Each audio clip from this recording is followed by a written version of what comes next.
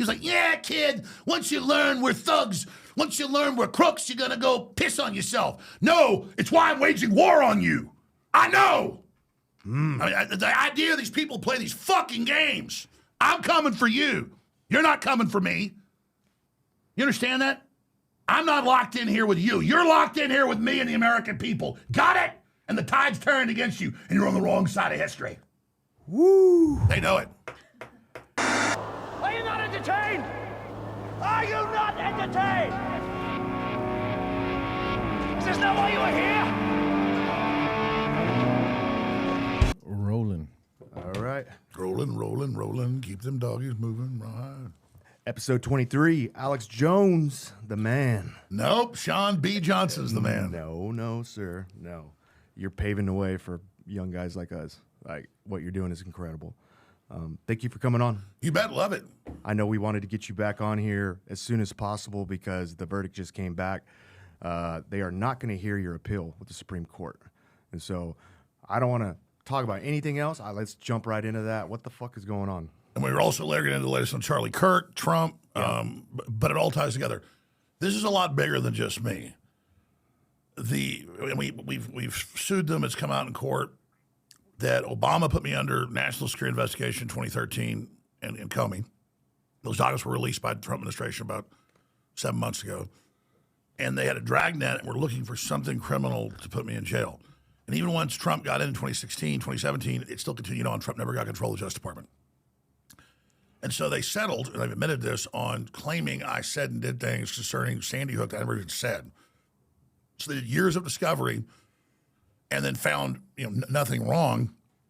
So they claimed that I didn't give them evidence that they claim existed with no proof. So I was defaulted in Texas by a Democrat Party operative judge and a deep state operative judge in Connecticut. They had 2 show trials produced 3 years ago where I was already found guilty by the judge. The judges instruct the jury I'm guilty. And they put on all this fake evidence. I'm not allowed to challenge it. And Texas had a $45 million judgment and Connecticut a $1.4 billion. What was that evidence?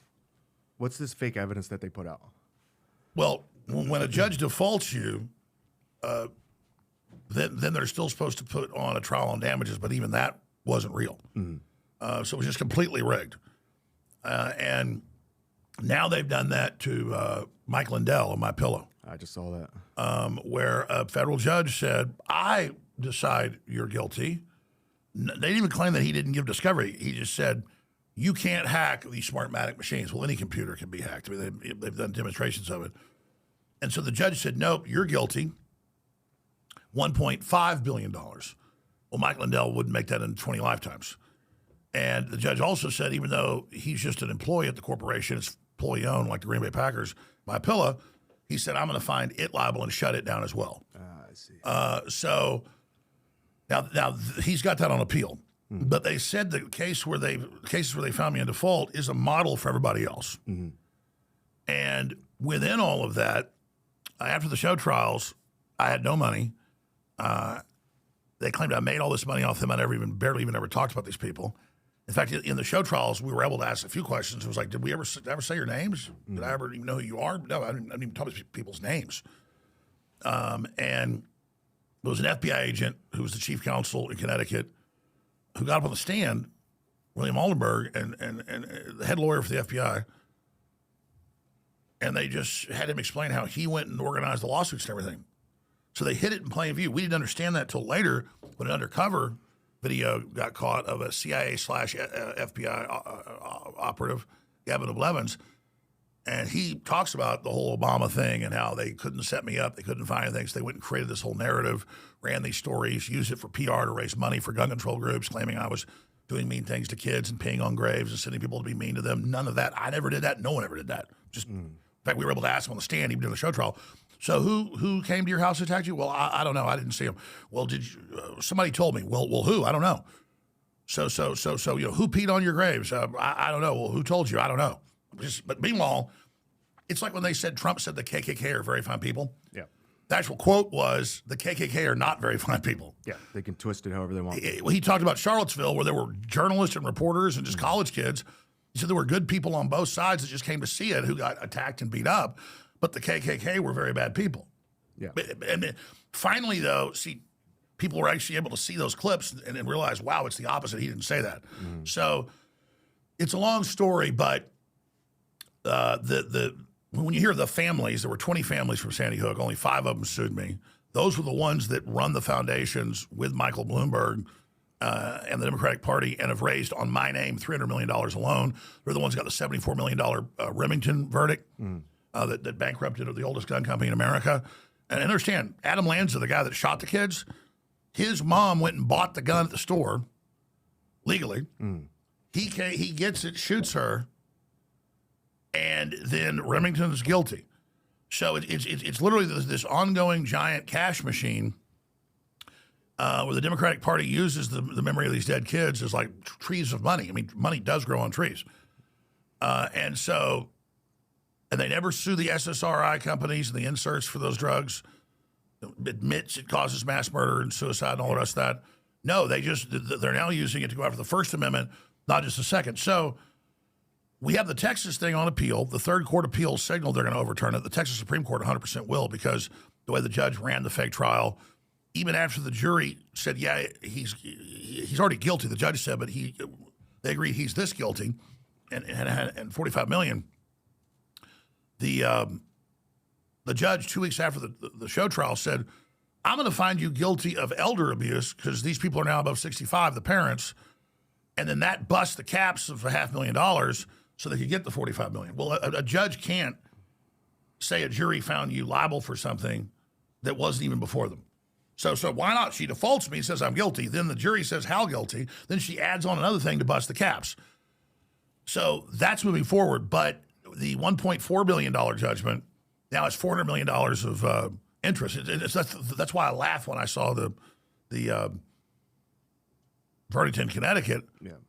This person gets $90 million. This person gets $130 million. Never said their names. Didn't know who they were.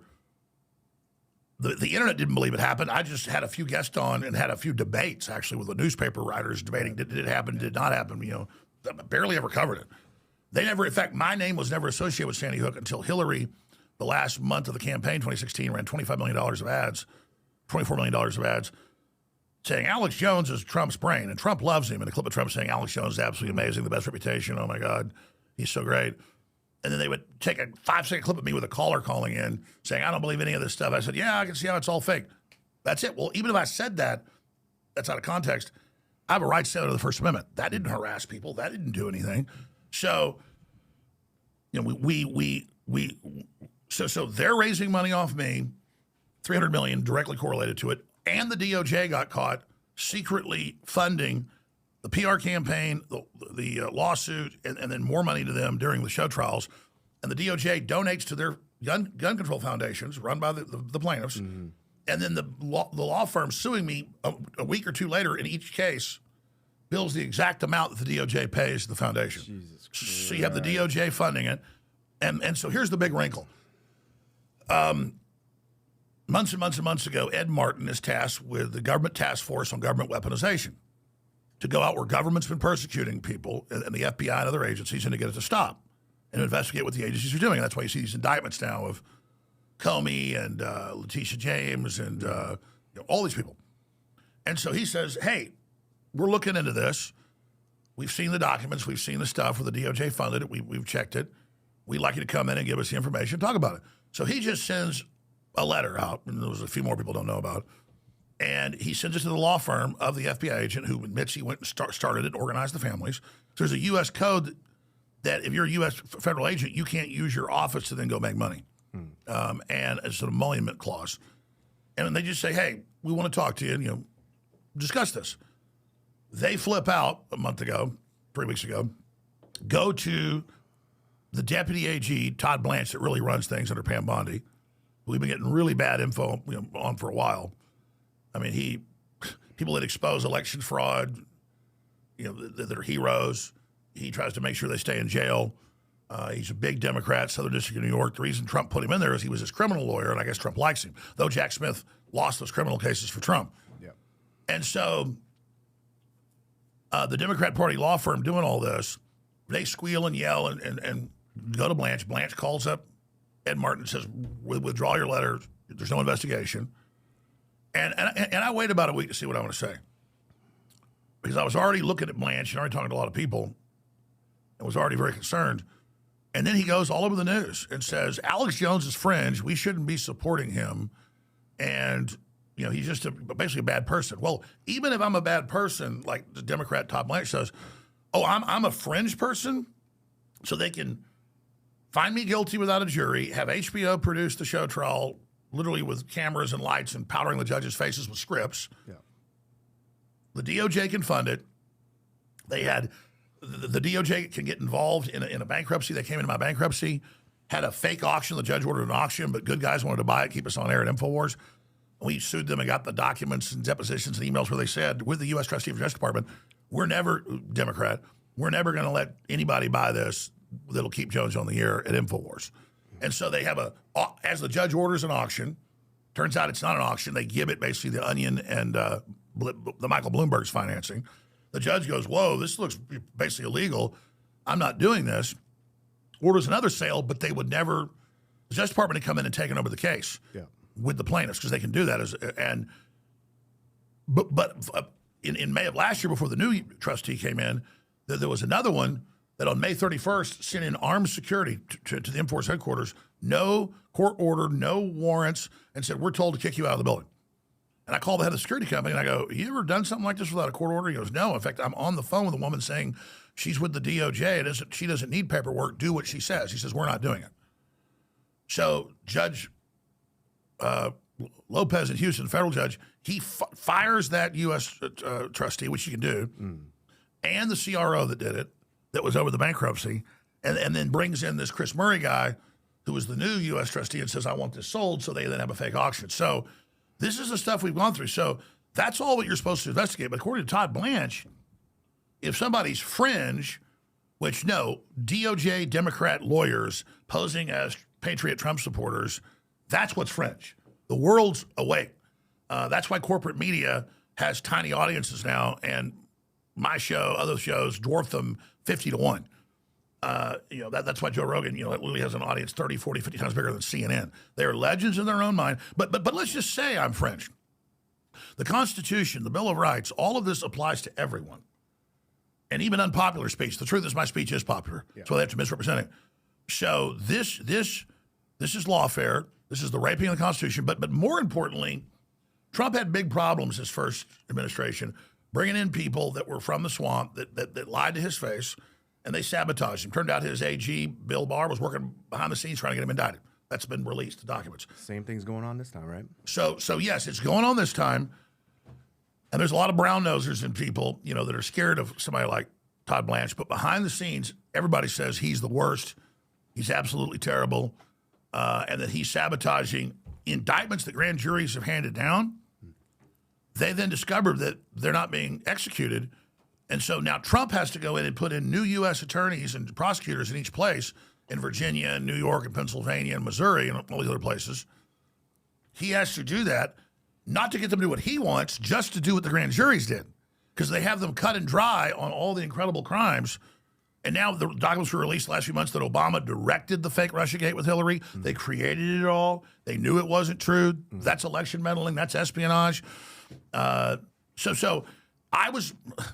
Sheriff Arpaio was the head of the DEA, famously back in the 80s and stuff in Mexico, and he became the sheriff of Maricopa County. There where Phoenix is. In 2017, early 2017, he comes to me and he says, hey, we've already given this to Trump admin. He knew Trump, but Trump was so busy, he didn't look at it. He said, I want to come on the air and show this. He was given NSA files from the DEA, because they have access to it, with myself, Trump, and a bunch of others listed, and it had our home numbers, our fax numbers, all of it, and it was the whole FISA deal going back years before Trump even ran. So we reported to Trump first he was being legally surveilled on. Then it expanded when he got the nomination in 2016 in Cleveland, Ohio, at the RNC. So my point is, I'm patient zero in this. Yeah. And to the credit of the DOJ, a month after Trump got in, they sent me the secret files. And then I had to have other FBI agents and lawyers on to explain what all the codes meant, because mainly blacked out. National Security Investigation, Dragnet, where you're not just looking for crimes, you're trying to sabotage and frustrate somebody like I'm a foreign government. And that's why they claim Trump was a Russian and other people, because then they can trigger the national security apparatus on you, even though you have nothing to do with the Russians. And now the documents were released the last few weeks that they 100% knew, and they even had high-level CIA and DOJ cover their ass and write memos saying, we know this is 100% false. We know Trump didn't get peed on in Moscow by hookers. We know Trump has no connection to Russians. In fact, it's Hillary that's literally on their payroll.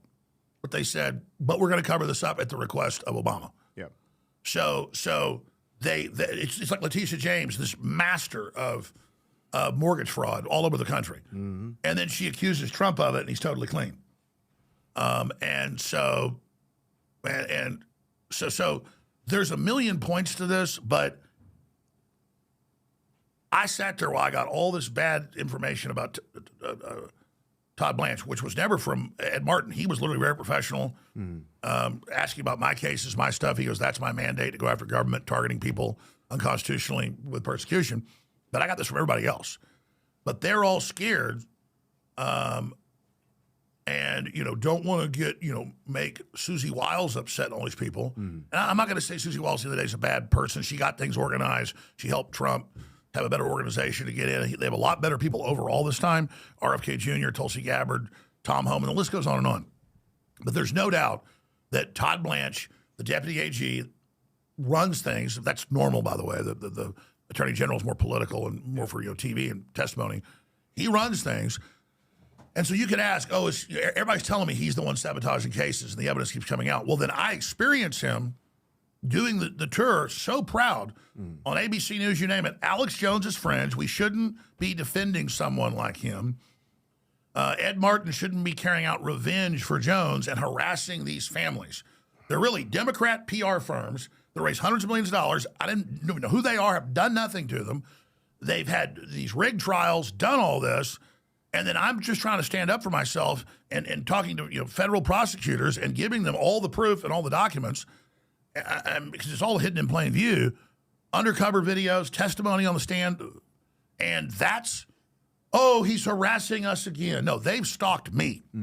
They've used my name. They have helped censor me, because once they take you off the air in many places, then they can misrepresent you. Yeah, that's the next level of censorship. It's not just that you don't get to talk. It's that these people can then say whatever they want about you. It's like they've said, Charlie Kirk said stone gays, never said it. Charlie Kirk said black women can't fly airplanes. You actually watch the videos, he said black women are just as good as anybody flying airplanes. The problem is not enough of them are going and getting fed into the flight schools and into that culture. It's mainly a military culture, the pilots. And so you have to get a bigger pool of whether it's black men or white women or whoever.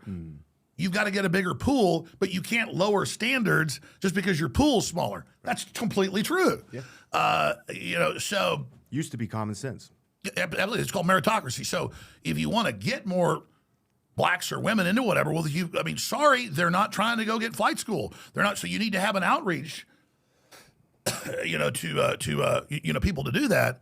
And then it's like, look at all these white men. Well, that's who on average goes and is in the Air Force on average 7 years because it's so expensive to get that much flight time. And then they go out and have to start with a small little airplane and with a few passengers for a few years, and they got to get usually had to get like 10,000 flight hours, even out of the military, to get to fly big planes. Yeah. They lowered it down to 1,000 hours.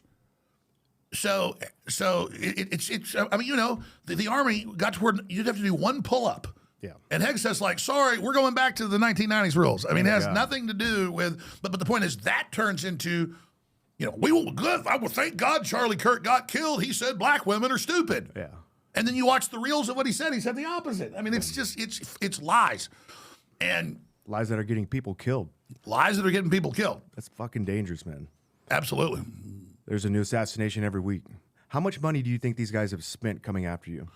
The Paul Weiss law firm last June, when the judge kicked out that group of feds and everything, and that's the big law firm that's been sanctioned $40 million for admitting that they illegally targeted Trump with Lawfare and promised not to do it anymore. They said they've spent $324 million suing me. $324 million. Yeah, that's and they raised that money from where? Well, what they do is they go and write it off for their charity on tax write-offs. And so the $40 million that they were going to pay in restitution, part of it is a sick joke, was the suing me. They wrote that off, but it's worse than that. Then those big law firms get given all the government contracts and stuff for doing the attacks on Trump and all his supporters. So they ran things at the top.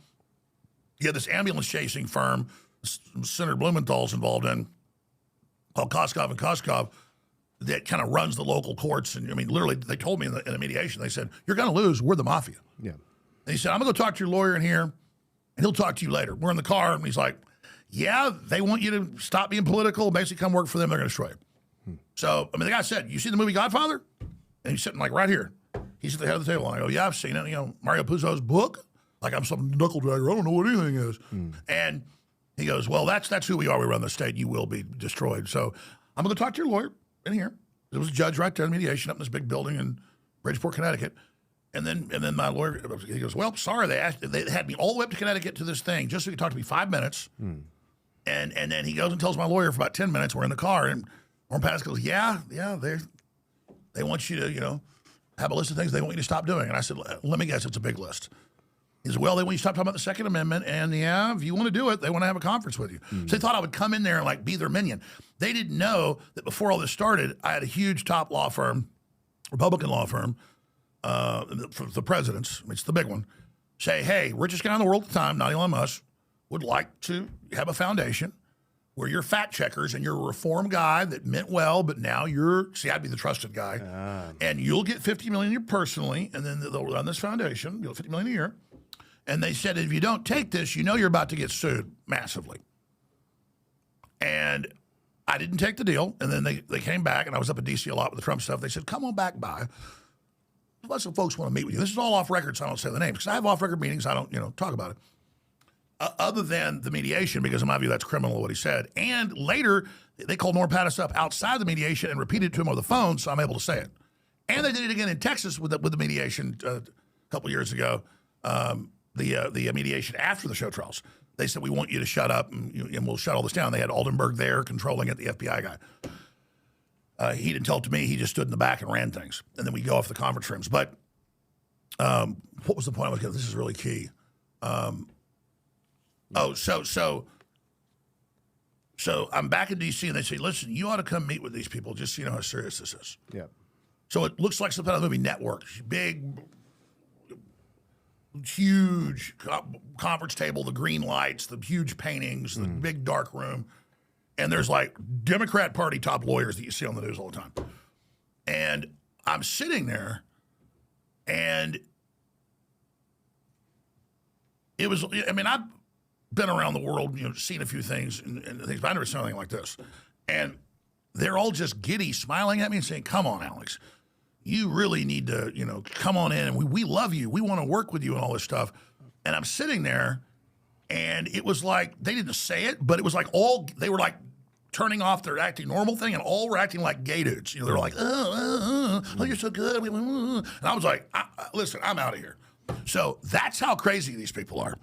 And I guess they're just used to going around. Everybody just bows down to them. Everybody's for sale. Yeah. So imagine years later, they're like, "We're the mafia." And I'm like, "Yeah, you're the little soldier. I've already met with your bosses." Yeah. That's what I told him.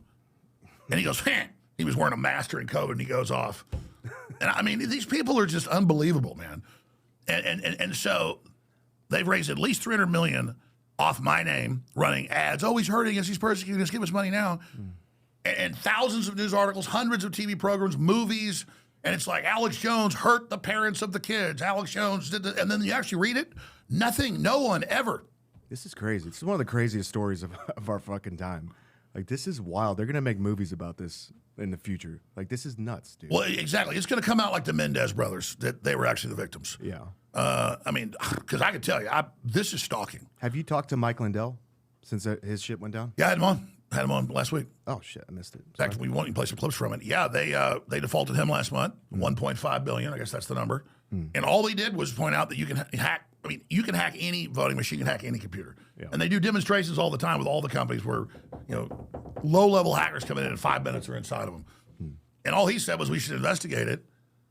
And the courts are so rigged. None of the courts ever saw any evidence. They would never let Trump present any of it. That's why Trump's finally getting all the stuff from Georgia and Arizona. They're freaking out. And so Mike Lindell literally just sells sheets and pillows and slippers. He goes out, puts all his money into this. He's been totally vindicated. It's all coming out in the mass, mail-in ballot fraud, people muling the things in, all the stuff they did. And they want him to shut up because he also launched a network that is just as successful, reaches, we're talking tens of millions a day, the Lindell Network. And it's just that model that he's got all these great talk show hosts on. Mainly they got censored off corporate media for telling the truth. Award-winning journalists, and they want him up. And they've come to him, too, and said, look, if you just stop, we'll stop. Yeah. And he's just like, what do you think? Would you give your eyes up for $1 billion? No. No one that's sane would. Well, would you give your soul up for everything? What does it profit a man to gain the whole world and lose his soul? Because once you sell out to these people, it's always more. And America and the world was asleep. We're not asleep now. And so that's why the Great Awakening's here. They're trying to censor. They're trying to control. It's only creating a Streisand effect. But now to the other issue. I got really successful, well-known lawyers that have been involved in winning billion-dollar cases and stuff, huge. And they actually went in the last few years and went over the entire record of the depositions, the trials, everything, and got all the stuff. And they were like, oh, my God. They would publish in a news article something you said that wasn't true. They'd put it in a pleading, and then they'd put it in front of a judge who said you were guilty, and then they would put in there all these quotes that I didn't even say. They're completely fake. Or it'll be like, no, I believe kids died. This person coming on believes it's totally fake. It's totally fake, even though I could say that if I wanted to.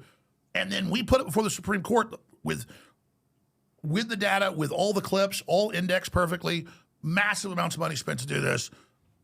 We published a book. I should have brought it's a book. And then it has the indexes to everything, hundreds of thousands of pages if they decide to take it. The first two hurdles are like a group of low-level committee lawyers when the main lawyers for the justices. 95% of the stuff never gets it past those. It got to the justices last week. They waited over the weekend, and they just said they didn't even look at it, was what they said. We're not even looking at it, and no comment. Wow. So, and the other side didn't even file a response because I guess they knew. Yeah. And so it's just political. And then you have the deputy AG saying, basically, I'm subhuman. He said, this guy's fringe. Yeah. So what if the judge finds him guilty? So what if we take his identity? So what if we destroy him? So what if his parents have been sued into oblivion? So what if they come after his whole family? So what if by the way, it's non-dischargeable debt. You'll see him all over the news constantly saying, we just want our money. We just want our $1.5 billion. We offered them, because I knew they'd never do it. What hit the public in the mediation 2 years ago in Fort Worth was $75 million over 10 years, even though I've never made $75 million personally in my whole life. But they said, yeah, we want $75 million. But then they come back in the conference and they go, well, we want you to agree to stop talking about certain things. I said, sorry. They said, fine, you can have your speech. We want $98 million. And I looked at my lawyers and I said, yeah, go ahead and say yes. And they came back and said, actually, no. $98 million. That's almost $10 million a year, but I knew, but I had the top accountants there like, Alex, you've never had more than like $5 million extra a year maximum that goes legal. You can't. And I'm like, just watch. And the lawyers were just like, oh my God, they didn't. It was. I was like, no, they have to act like for the media and everybody, and not even the quote families, because they all run tax-free foundations and like have salaries of like $200,000 a quarter, and and the planes they fly around and on everything they do, just off me $300 million. So see, they just need to use me as the villain. That's the money. Yeah. But up the chain politically, they said no. If he rolls over and works for us, But again, that was downstream. I already had them upstream come and say, listen, carpet of gold or carpet of bombs. Do you feel like Trump's got you back? Well, that's the final thing, and I appreciate the time, Shawn, to say Trump is a very busy man, and Trump is trying to stop nuclear war and secure the border and get the economy going and all that. That said, when I was getting censored in 2017, 18, 19, taking off everything and sued everything, and so were Trump supporters across the board, but I was the main lead elephant. They admit they came after first. Had the biggest show in the world, not just political. It was the biggest English-speaking show in the world, about 50 million, 60 million a day on average on every 36 million on iTunes. It was just total dominance. And when they took me off everything, I could get Trump on the phone. Oh, yeah, you're great. We're looking into it. But he really didn't lift a finger. But also, what was he supposed to do with Congress and all the rest of it? Well, he could have gone after big tech and taken away some of their protections because they're supposed to be nonpartisan under the sections and be a utility, not editors. And only if something's illegal, calling for violence or child porn, are they supposed to take it down. And that's how it was pre-2016, 17, 18, was the internet was open and free like that. And so Trump didn't do anything. And they noticed when he got taken off everything on January 6th, because the videos he posted that day, get out of the Capitol. I told you go peaceful. This is a setup. That's when they banned him off. So, and then they said in the news, Trump is saying attack. Trump was saying attack. Yeah. So that's why they had to censor it so they could misrepresent what he said. So Trump got to experience what that's like. And if Trump has been saying, why are people not being indicted quick enough? This is all cut and dry. We have all the documents. Why isn't Brennan and Clapper and all them been indicted? And the answer is, Mr. President, that in your first admin, all you had was General Flynn and Steve Bannon, who they immediately came in and took out, and who Comey admits he went and illegally targeted. He brags about it. You pull up Comey, brags, well, I'm the one that didn't have the authority, but I still went in and just did it. And sent sex operatives in to try to have sex with the Republicans to get them to say they were Russians. Even hot women couldn't get them to just pillow talk. It's not true. I mean, but that's what you do in the CIA, because that's who was doing that with them. And so all of this, and then Trump brings in a Southern District of New York thoroughbred Democrat golden boy, who they inserted for him to be his lawyer in criminal stuff and lost all the cases for him. But Todd Blanche is really good at glazing him. I mean, I don't think he's giving Trump literal blowjobs, but he's giving him spiritual ones. And so now he's in there. What's a spiritual blowjob? The point is he knows how to whatever's going on. Trump has this. I mean, Bill Barr, the documents came out 3 months ago. We already knew this. Who was former CIA and Attorney General twice. He comes in as Trump's buddy when nobody would do anything, and then, of course, does nothing, then says, no, Trump lost the election, Trump's a piece of crap. We now learn he went and got the indictments and was coordinating with the Democrats and the White House and Biden and Fani Willis and Letitia James, all of them. It's all been released. The documents, the undercover video, all of it. Yeah. So Barr, while he's Attorney General, sabotaging Trump, and then after trying to put him in prison and quarterbacking it, and now Bill Barr 2.0, this Todd Blanche.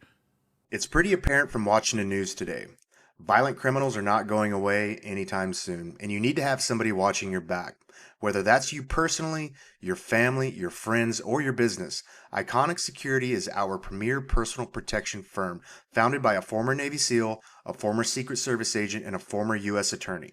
With over 60 years of combined military, law enforcement, and intelligence experience, we deliver unmatched, discreet security tailored to your needs.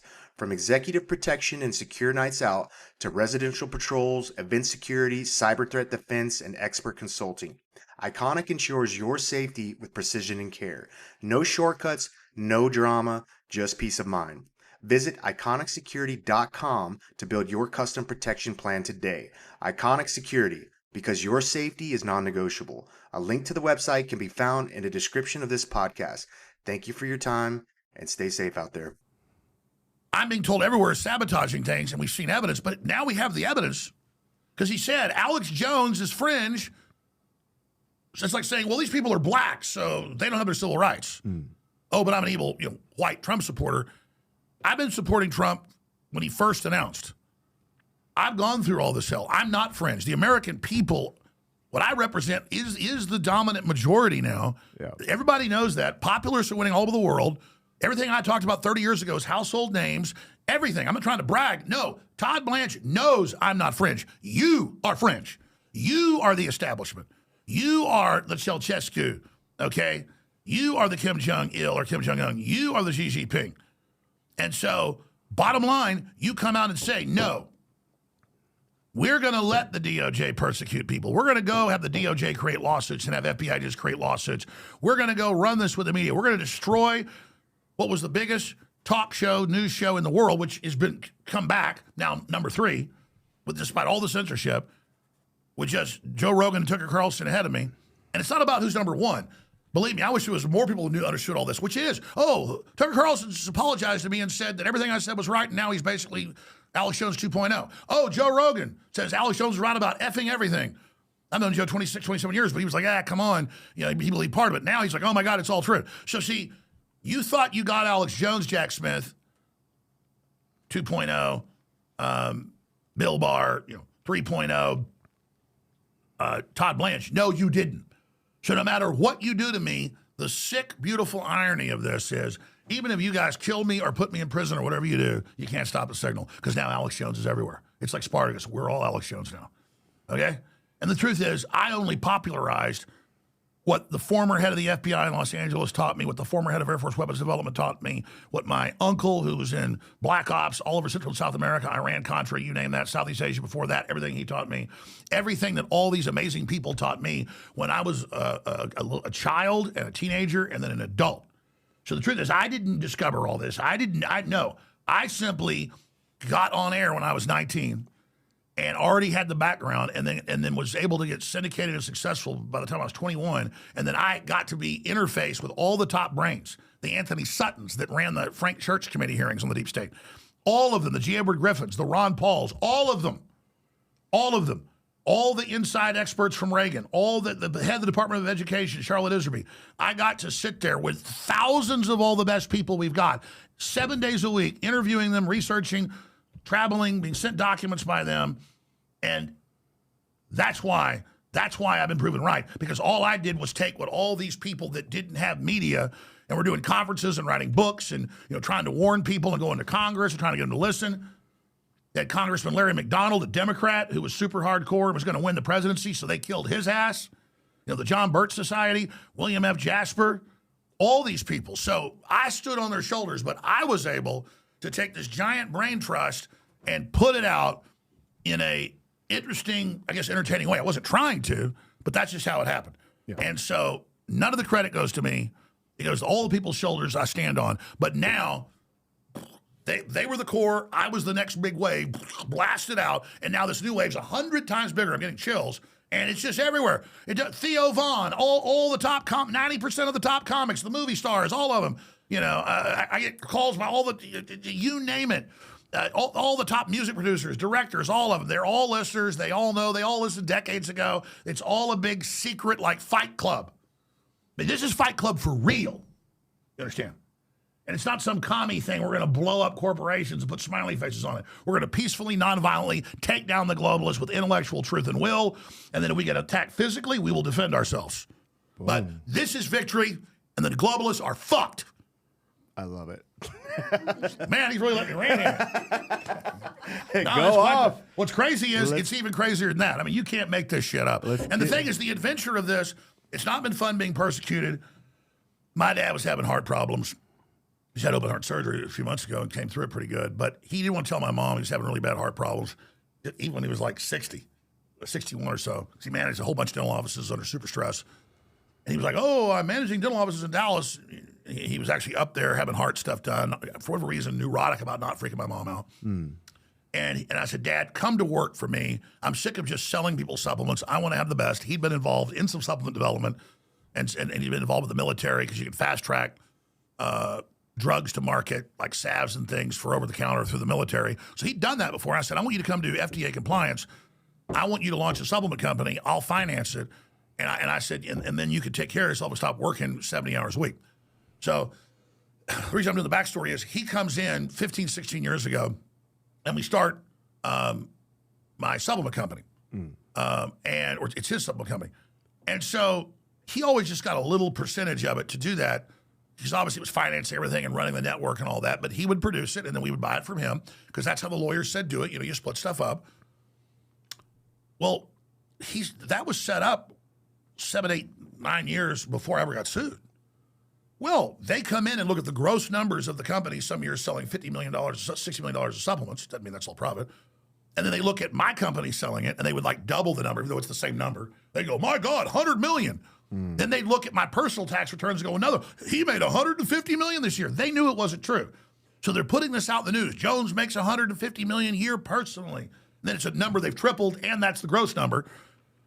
And so then when they sue me, they sue my dad, and they say in the news he's a criminal. He's hiding all this money. My dad's like a Boy Scout. Okay, I met him. Yeah, and so I mean these are like old time Texas people. Like in fact, I used to think everybody was like this growing up, but these are like fossils or something. You know, it's just like they're not non-sophisticated. They're just good people, man.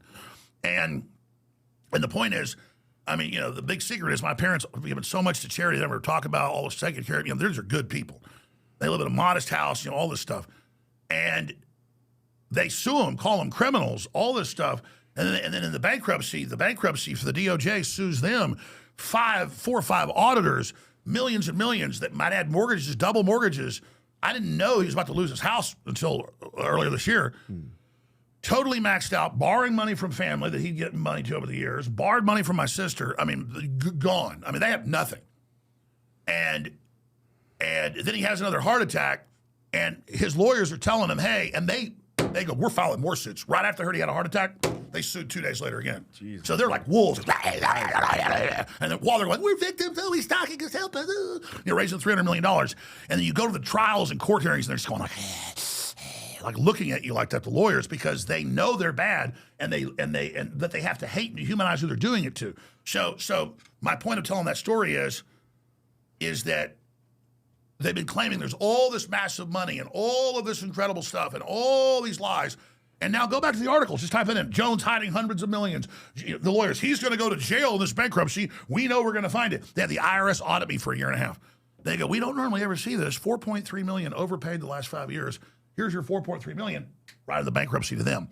Then they use that 4.3 million to hire more forensic firms. Then they have PIs following us around, bumping our employees and going, hey, you know, we can give you a lot of money if you can tell us you raped some women.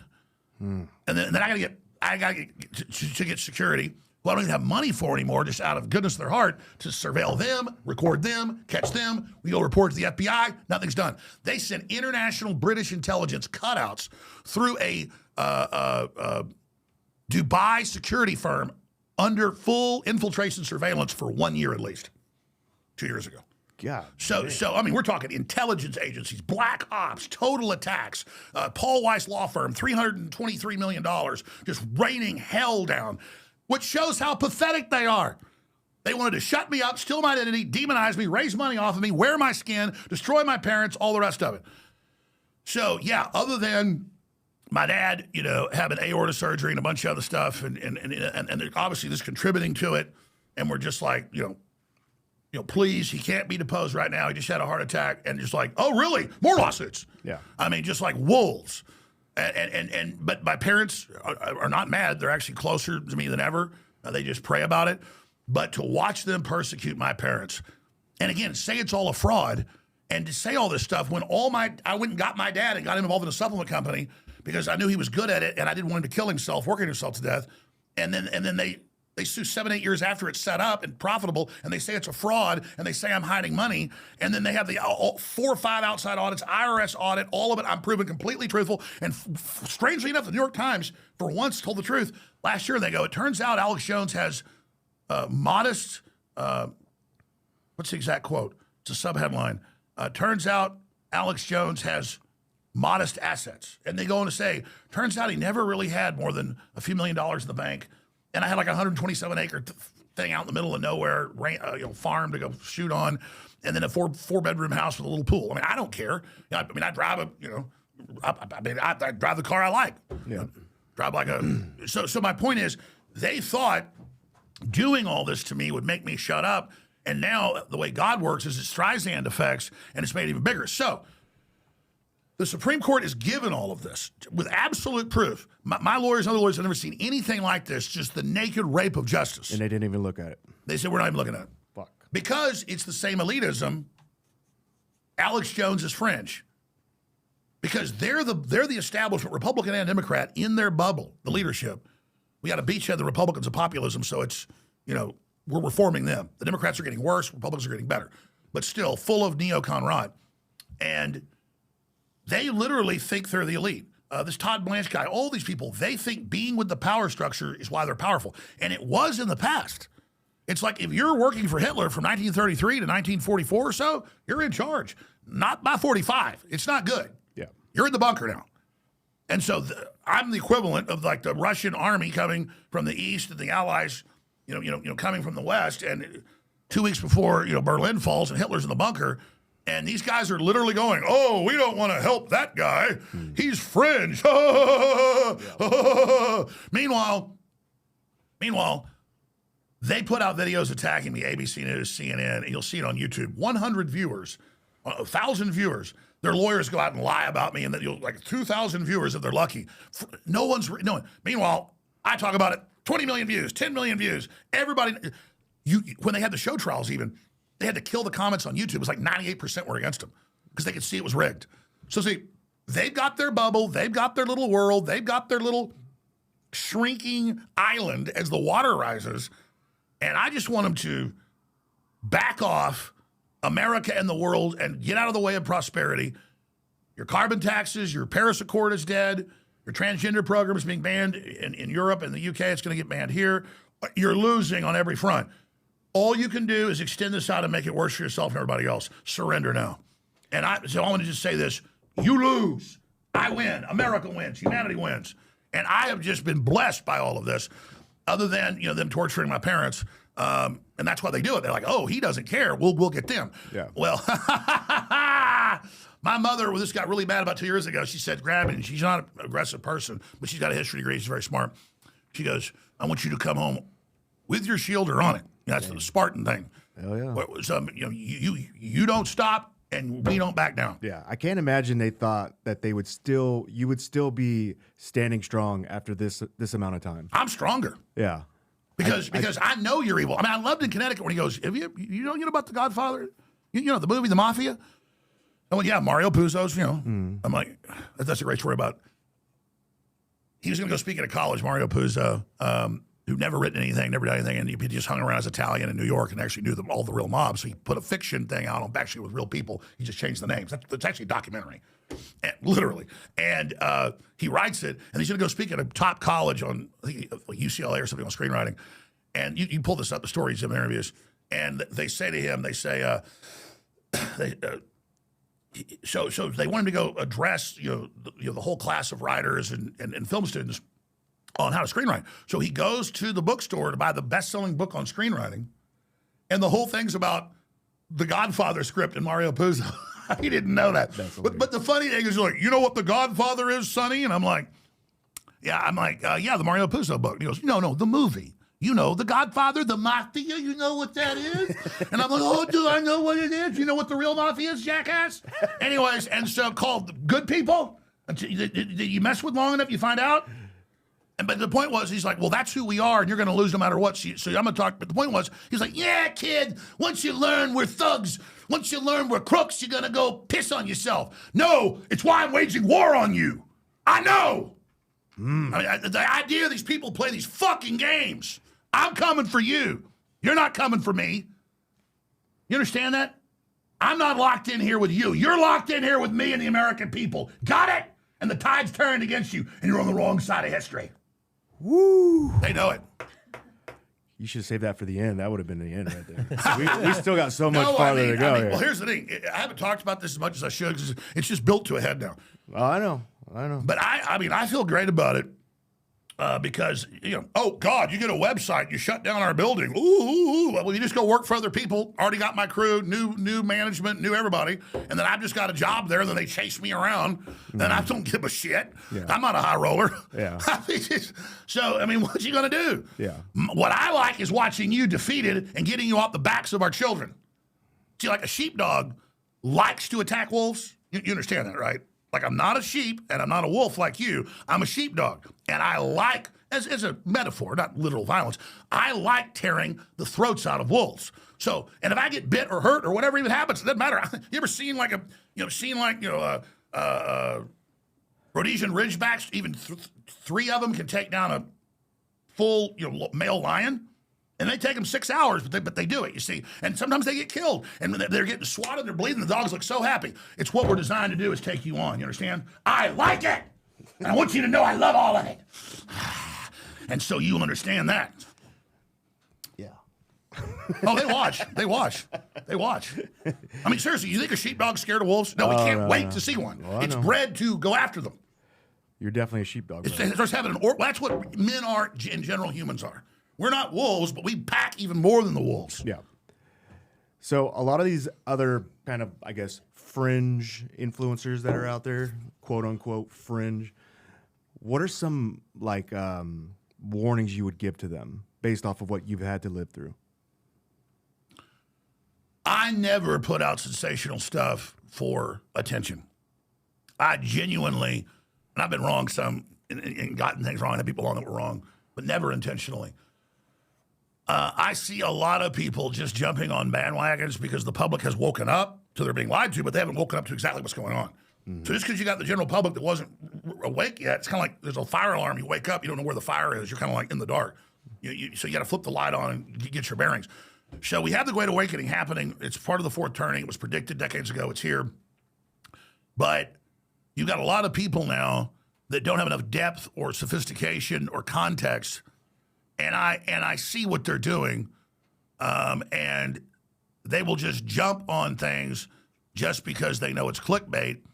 And whereas the globalists lie and deceive for their power and control, there's an organization to that, and it's still very destructive. But because they've been proven to be liars, now Hillary Clinton could walk out on a blue sky day and say the sky is blue, and people wouldn't believe her. And so then there's also a danger that people then think everything's a lie, everything's a conspiracy, everything's a scam. And then I get to hear, oh, you're the guy that thinks the Earth's flat, or you're the guy that thinks reptoids really run things. I'm like, no, that's somebody else.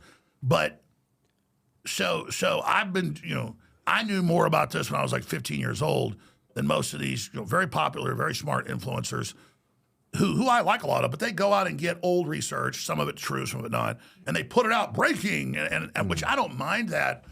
It's just that then they'll just mix in BS. Like I saw a guy that had on that exposed human trafficking. I thought did a great job. And I'm not going to even say his name, but if I've watched him the last year or so, looks like he's coked out or something. You can see. And I now I see it being pushed everywhere because it's really incendiary. And he's like, at Turning Point USA, they all go have giant orgies at night and they're all gay. And meanwhile, I've been to a bunch of those things. I've known some of these people. Like people I gave their first microphones and stuff, like Jack Posobiec. Yeah. I mean, these are like super conservative, Catholics and Christians and stuff that are like neurotic about their work ethic and their kids. Yeah. And like, go have a dinner and everybody's like eating perfectly and all this stuff. When Tucker Carlson talks about orgies of politicians, he means corrupt Congress people in D.C. Some of that's going on.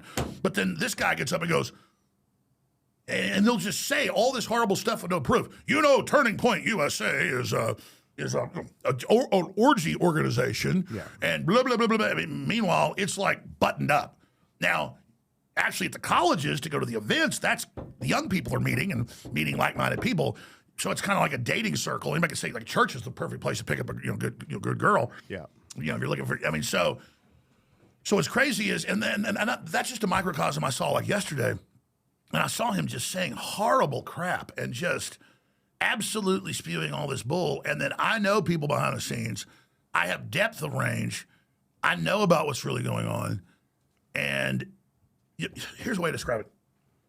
You got the white pill people that think the Q stuff and everything's set and Trump has a 5 trillion IQ and it's 85 trillion chess. I mean, actually, Trump's God. He's omnipresent. Yeah. And they're just, JFK Jr. is coming back, and he's going to save us, and thousands of them show up in Dealey Plaza believing he's about to be there. So you've got real crazies over there that think everything's fine and are asleep. Then you got black pillars that think nobody's good, nothing's real, everything's a fraud, and that's just not how it works. Trump is really smart in a lot of ways. He gets overwhelmed. He's got a huge organization. And I've got 40-something employees. If they weren't all behind me, I'd be screwed. Yeah. Even when they were trying to do their best job, and they're smart, it was complex stuff. You've been in the military. You've been in charge of stuff. It's like this idea that Trump has 4 billion employees, and like, well, why is it the black pillars? Why isn't this happening quick enough? Well, it's because, like Elon said, we elected him captain, but half the ship's mutinous. Yeah. So it's don't be black pilled, don't be white pilled. Be informed, victory pilled, and say, well, I know I'm good. the devil's greatest trick is not convincing the world he doesn't exist. That's the second biggest trick. The devil's biggest trick is convincing the world there is nobody good. There is no good. Yeah. And it's just not true. There's way more good than bad. It's just that good people aren't engaged, they're not informed, and they tend to be a little shy and like, not even shy. Good people tend to think it's arrogant to get up and speak, or arrogant to force their will, or it's weird to be polite. No, that's got to be over. And we have to do this or we're all completely screwed. And we have to get engaged, and we have to be in charge by leadership, not by deception, not by theft, not by lies, but by election and by example and by quality, whether it's in businesses, corporations. Everything is a vote in this world. Yeah. And we have to hang our shingle out, and we have to advertise that we are superior to these globalists, and we want prosperity and goodwill. And Trump definitely wants that. He's definitely for a renaissance. I mean, you saw what he did 2 weeks ago. He pressured Saudi Arabia to basically double oil output. No one's ever done that. Yeah. Now think, people. He's got us as the number one producer in the world. We were number 3 under Obama. He cut it off. Cranks us up to number 1, beating Saudi Arabia. And then Biden comes in and prices double, which is the ultimate tax on people's energy cost. And then Trump skyrockets it back in just a few months to number 1 producer again. And then he tells U.S. oil companies, I want you to work even harder to cut prices. And then he goes to Saudi Arabia and says, I want to help the whole world. So even though this is going to hurt U.S. oil producers, the whole world's connected, which is true. I want to lower energy prices for everybody because this is a global problem, and my economists explained that to him. He already knew it. So he got the Saudis who, you're right. If everything collapses, we're screwed. So they did the biggest increase in oil production ever. Wow. Now that is how you fight inflation, okay, is the base level. When they say, oh, electric cars save the earth, it comes from coal power plants. They're more dirty than gasoline and natural gas. They know that. They're cutting off the resources for control under the Great Reset to bankrupt people to control us. That's feudalism. The globalists admit all this. So Trump pulling us out of the Paris Accords and all the rest of this stuff that is all about shutting down the West. China's exempt from all of it. And that's why China has 98% control of rare earth minerals that you have to have for all computers, everything. How did they ever position that? Why couldn't anybody else? Because the big globalists and the central banks, literally working with governments in the West, would not allow any Western company to explore and mine and get that. China is the only one allowed. Whether you're in Australia, it's Chinese companies. You're in Africa, Chinese companies. Latin America, Chinese companies. Even before Trump got in, Elon went down to Argentina and did a deal with them, and he's got rare earth mineral operations going down there, which takes years to crank up. He's put like $20 billion, last time I checked, in these things. I mean, you're talking like giant bulldozers and giant dump trucks that you can, basically the size of a football field. I mean, it's like galactic level stuff going on. But the point is this is the real stuff.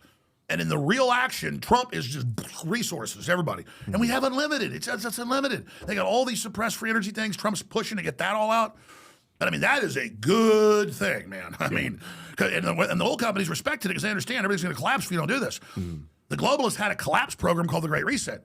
Even the average corporate leaders aren't bad. They were following orders of the CIA, of the federal government. The U.S. runs the global corporate globalist system. And as soon as Trump said, we're back, now $12 trillion of investment just flooded back in. Because the whole world's like, oh, okay, we're going to go free market and prosperity. Yeah, we want that. Yeah. They were ordered to do that under the ESGs, that is the corporate governance system of the UN, which is a corporate governance system implemented by the UN and BlackRock. BlackRock has 86% of all world investment and money under its control. Fucking hell. It's all the same consortium: BlackRock, State Street, Vanguard. Yeah. But the point is, Larry Fink, years ago, yeah, we control behavior through this. Well, guess what? Texas, Ken Paxton sued him, said you're a racketeer, you're trying to shut down our industry, making us do what you want or you won't invest. We're suing you as racketeers, and Texas and a bunch of other states have now pulled their investment from BlackRock. BlackRock goes, oh, we're going to stop now. See, we're exercising our power. We're learning how the system works. We're going in and taking control. Speaking of offense, are you thinking about going on the offense as far as everything that's going on in your world? Because like they keep you on the defense. They've been, keeping it that way for a while now. The legal system, everybody knows, is about as corrupt as it gets. And it's its own priesthood, it's its own language, it's its own system. And so it tends to want to protect itself. And there's a lot of big wig Republicans that actually want censorship as well. So they're really happy about these rulings. And of course, the left's now being destroyed by their own actions, and now they're getting hit with huge stuff. So that's why free speech has to be for everybody, or nobody has it. I mean, I don't like the new Black Panther Party saying kill the white people. They have a right to say what they want. You can't specifically say go kill this person, but you can say I think we should kill the white people. I don't agree with the KKK and terrible things they do, but they have to have their speech or we all lose it. I mean, that's just simple. Everybody knows that. It's not debatable. So, yes, we have all the stuff we gave the Supreme Court, ironclad stuff. I'm already suing them. I already spent millions suing the DOJ people, suing that they put in the case, suing the law firms, and them in depositions admitting, and we get the emails. Yeah, it was decided that you would never be able to have your show, that we wouldn't let somebody else buy it and keep you on the air, while the judge orders a public auction, and while the U.S. trustee for the DOJ is not supposed to be working with Paul Weiss and Koskoff. We have the DOJ saying, no, we work for them. Yeah. And while they refuse $70+ million, then they go around whining and bitching saying he won't give us our money. And they got a non-dischargeable debt, okay, which means even with bankruptcy, it never goes away. So to them, it's just a way to harass me and stalk me and have me be a hunted man and come after me. And they somehow think that means anything to me because it doesn't. I mean, I will live under a bridge. I mean, I will live on the roof of the new studio they're building. I'll live on a couch. In fact, I'll do it for free. I'll do this for free. And there could be a charity, and I just give them my food. I literally don't give a shit. So, I mean, they can put a gun to my head. I'm not going to stop. They think this does anything to me? All it does is, Joe years ago would say, "You're a fat ass. You're a good-looking guy. You need to work out." She'll be direct with his friends, and your buddy's with him. And then remember, like 14 months ago, he goes, "You're a fat ass. You need to work out." And I didn't care about myself and didn't care about looking good, because I knew the world was already waking up. I knew I'd done a lot of my mission so far, and I was depressed. I didn't know it, and so I was eating too much, and not all of a sudden, and then but them trying to destroy me, and them saying we're going to destroy him, we want to hurt him and his family, we want him off the air. I was like, well, you know what? I'll just start working out. And you said, well, I'll start working you out every morning. We worked out this morning, and whether it's 50 minutes or 80 minutes, sometimes we do. I mean, it's so easy now. Not out of hate. Because I don't fight my enemies because I hate them. I fight because I love the people I'm protecting. But I just flipped that switch to, like, back when I was younger and was in great shape, to, like, you know what? I'm going to sit here and do these 400 sit-ups. I'm going to do these 300 push-ups. I'm going to sit here and do this gauntlet. I'm going to do this nonstop. And when I'm doing it, I understand this is survival. They want to hurt me. They want me to be weak. They want me to not be strong. And so it's a matter of they want me to not be happy. And so now I'm happier than ever because I realize that's how they control us, is by us not loving ourselves and others. And taking care of yourself, right? Exactly. Well, I'm not perfect, but yeah. But I mean, you could talk. People probably are interested in that. I mean, we do some pretty good workouts. Sometimes you work out twice a day, though. So is InfoWars gone? What's going on? Okay. So we've won or held them off and won so many battles that people don't even think it's real. It's about I know that's but there's battles and there's the war. So the receiver was in there 2 weeks ago. It's cleared by the state court. They were just waiting for the state court to lift the stay, and that could be any day now. And they're waiting for the Supreme Court. So the Supreme Court's out of the way. The stay will probably be lifted in a week or so. And of course, we're nice to the guy. They actually have a court order. It's from a fake trial, literally with a blue-haired Antifa judge who walked the red carpet at the HBO premiere of the movie where she's the star. I mean, it's beyond sick. But that's okay. It's their fake ruling. It's a fraud, and the whole world knows it. And so when they come in and do that, and then now the receiver. I have my exempt house under state law and federal law. That's why Texas was founded, was for a debtor state. And I got my car. And then they're going to harass me and depose me and mess with me and claim the companies I work for are frauds. And then they're all ready to sue them immediately, because they're all real companies that have operated for many, many years and have other clients and other people they do. And it's going to be like, okay, great. They can't wait. They want to fight too. The owner of one of the companies was trying to save a lady they killed on Jan 6 in the tunnel. And he had to get pardoned by Trump. And, they wanted him to turn and talk bad about Trump and make up stuff he didn't. So he was sentenced to, 4.5 years, and he didn't lie. Roger Stone was, given a huge sentence. They said, if you just lie about Trump, we'll drop it. He didn't do that. Me too. So, I mean, the people I'm working with, the people I'm going to work for now, are willing to go to prison for the truth. So just enjoy running straight on into that. Yeah. And then so, I mean, it just good luck. and so you want to fight, you got one. And so I'm at the point way beyond my second wind, where you're out hiking and it just feels great and you just want to go and go and go and go. So it has. I'm not a masochist. I don't like pain, but there is an overcoming it, and then at a certain point, it actually becomes pleasure. And so they're just pouring pleasure on me. I mean, it's wonderful, and people all see through it. How do you feel about this? We'll probably be shut down within about 3 weeks. This next chapter in your life. Okay, they shut you down in the next 3 weeks. I mean, I told you we're going to. I know. I said I feel great. Well, you tell them what I said. For the audience, yeah. Well, you tell them what I said. Well, I want you to tell them. I want you to tell the audience like this. Like you're literally turning the page. InfoWars done. Moving over to AJ Live, right? Well, here's the deal. It'll make the term InfoWar that's just generic bigger than ever. No, I understand. They'll have a website, but no, absolutely, Alex Jones Network. But I'm talking to you. Like, how do you feel closing a chapter, a really long chapter in your life, and moving to the future? Are you feeling reinvigorated? I feel great. Is this because it's obviously something you were trying everything to avoid, and now it's here? Well, I pledged to do it. And they want the name to misrepresent and act like they're me and a bunch of other harassment, which is fine. And when I say I'm going to fight and support the listeners, and they buy so much product at thealexjoneswar.com and support us, that I was 100% not pulling punches. I was fighting as hard as I could. But then there's something when you've been in a rigged game like the movie Gladiator, but you still get them at the end.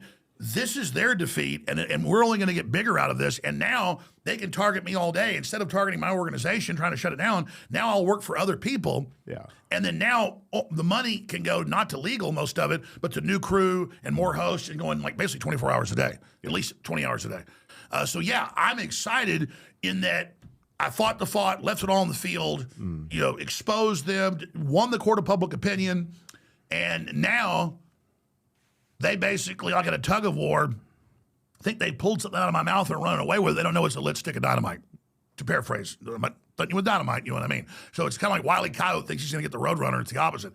So I can look at all the angles of this and just see that it is so good for liberty, so good for freedom. And then, yes, not just the suits we have, but the civil rights stuff and all the rest of it, it is cut and dry. And we got even worse stuff we haven't brought out yet. Yeah. And so, to me, I can see the whole process of how they get weaker, we get stronger. It's kind of like the analogy, that which doesn't kill you only makes you stronger, Nietzsche, of great movie, great screenplay written by Millis, and that's Apocalypse Now. And you've got the captain who's just gone out and done some assassinations, and he's back in the capital city in the south of Vietnam, and he's drunk, and he's sitting there, and he goes, while I'm sitting here getting weaker, Charlie's squatting in the jungle with a bowl of rice, and AK-47 getting stronger. I know. And so that's that's how the world works. And so everybody knows the saying, hard times make strong men make good times times make weak men make strong. Yeah. I always say it wrong. Always try to say it too fast. Good times make weak men make hard times make strong men make good times. And that's the cycle. Yeah. And so this long in it, and I always liked to fight. I always knew they were the bad guys. It's just that now, to see the Great Awakening accelerating, most revolutionaries fighting evil don't get to see victory in their lifetime. They just have to know they're doing the right thing. We're getting to see running the tables against them all over the world. And I get to be with my crew right at the tip of the spear, like number one hated by the enemy and media. That is freaking awesome. That's a badge of honor right there. Because I'm not a prideful person, and I don't care about, festooning myself and, signs of success and status. That's people that don't have it are into that. It's not that nice things are bad. It's just that I don't worship them. But the status of really evil, sick people hating my guts and me living rent-free in their brain and devastating them, man, it feels good because men are supposed to crush tyranny. We're supposed to crush scum, and that's what we're supposed to do. And it feels good to be doing what I'm supposed to do. It just feels good, like a mountain morning or a beautiful sunset. It just, or your toddler, running around the backyard, playing with bubbles or whatever. It just feels like what you're supposed to do. Yeah, just smash. That's when they asked me on the stand of the show trial. They go, "Is always being accurate and telling the truth your number one mission?" I said, no, crushing globalists. Because they were going to come back with, oh, This is such a legendary situation. it's funny. Remember, they go, you claim high-powered politicians are smuggling and trafficking children. How outrageous. Tell us about that. I go, you mean like the Clintons and Epstein? It's like, they just walk into this stuff, you know. What are you predicting for Trump's second year of his term? He's already had way more success than he had in 4 years. He got some better justices in and did a lot of good things. He was more of a speed hump to the globalists. Anything that might surprise us? In just 11 months, there'll be a lot of surprises. In 11 months, he has changed the world and is and if he can follow through, he'll be as great as George Washington or Abraham Lincoln or greater.